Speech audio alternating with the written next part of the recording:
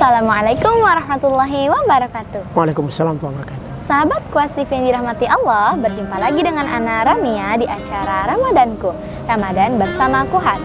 Semoga kita semua selalu diberikan kesehatan untuk bisa menjalankan ibadah puasa Ramadan. Kali ini kita akan berbincang tentang permasalahan seputar Ramadan bersama Abah.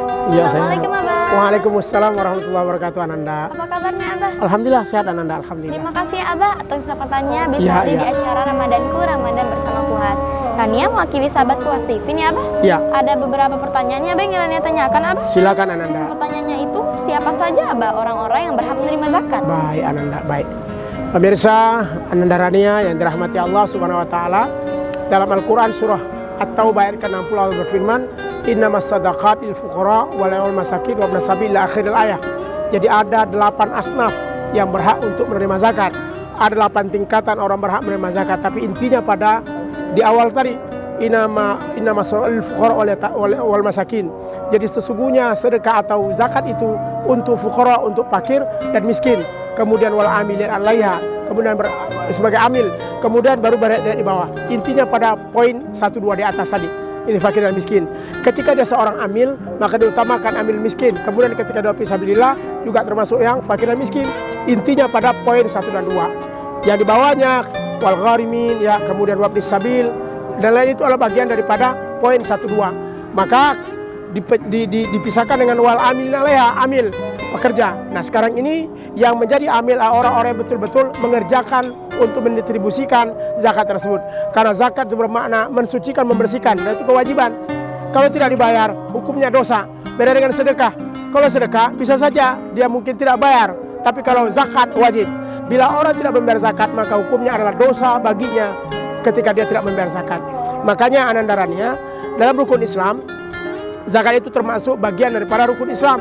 Ya, selain daripada syahadat, sholat, puasa, zakat dan haji, itu bagian rukun. Maka kalau tidak melaksanakan rukun, berarti tidak menyempurnakan Islam.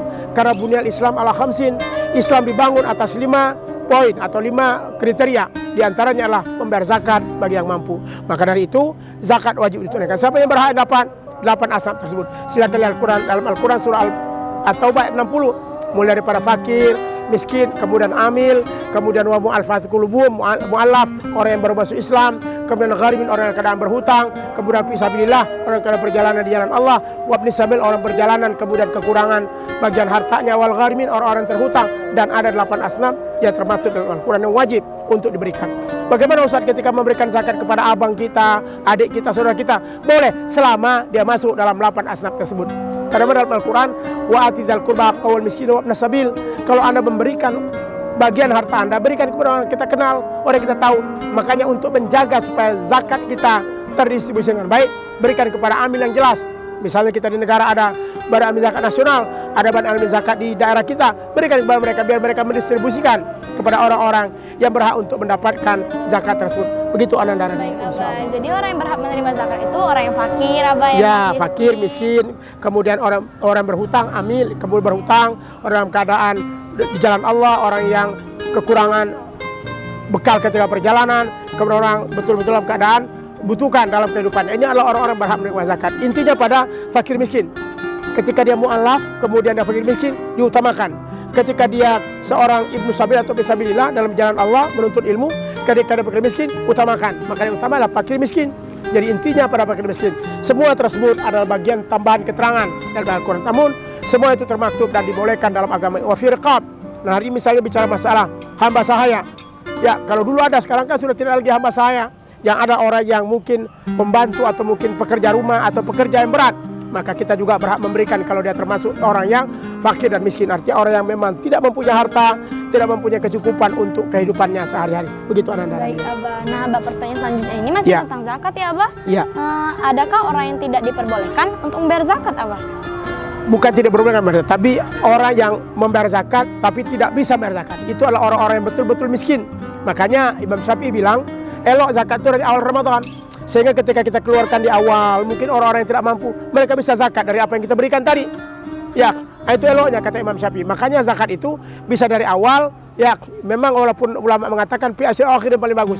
Yang paling bagus adalah 10 terakhir.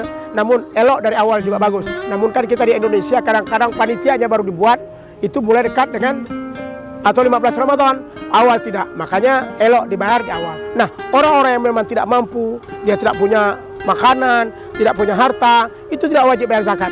Bahkan justru wajib kita memberikan zakat kepadanya. Nah, ketika sudah dapatkan zakat dia, dan dia memberikan fitrah untuk pribadinya dari zakat yang dapat. Makanya hikmah di antara kita disuruh bayar zakat di awal adalah untuk ini, supaya orang-orang yang tidak mampu, orang-orang miskin, orang-orang yang memang tidak mempunyai apa-apa, ketika dia punya, kemudian dia zakatkan lagi sebagai bukti terhadap apa yang dilakukan. Nah, setelah itu kita dapat memberikan lagi kepadanya balik. Begitulah kira-kira orang yang wajib bayar zakat. Nah, ketika dia tidak mampu sama sekali, maka dia tidak wajib bayar zakat dikarenakan kondisi tubuhnya yang memang kondisi keadaannya, ekonominya yang sangat miskin, makan yang tidak bisa. Bagaimana bagi orang untuk hidup beda telap? Nah, maka dari itu kalau demikian tidak wajib zakat. Yang wajib zakat bagi mereka yang mampu dengan kriteria kesehatan yang ada. Makanya yang Abah katakan tadi, ketika misalnya kita sudah punya, zakatkanlah. Dan itu mungkin dia akan keluarkan pula zakatnya sebagai zakat fitrah dalam kehidupannya, insya Allah. Begitu Ananda Rania. Terima kasih Abah atas penjelasannya. Sama-sama, insya Allah Ananda. Itu sangat bermanfaat sekali bagi kita semua, terutama bagi anak pribadi. Baik pemirsa, demikian perbincangan kita pada kali ini. Tunggu kami di episode selanjutnya. Jangan lupa like, share, and subscribe. Ana Rania pamit undur diri. Wassalamualaikum warahmatullahi wabarakatuh. Waalaikumsalam warahmatullahi wabarakatuh.